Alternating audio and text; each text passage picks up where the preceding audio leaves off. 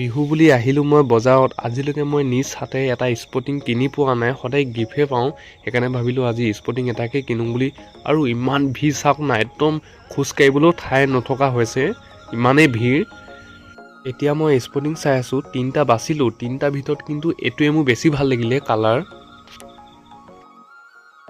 পিছদিনা শুই উঠি চিধা কণী প্লেটটো উলিয়াই ল'লোঁ, মানে আজি গৰু বিহু। কণী কেইটামানে যুঁজাওঁ বুলি ভাবিছোঁ দাদাৰ লগত। তোতো গ'ল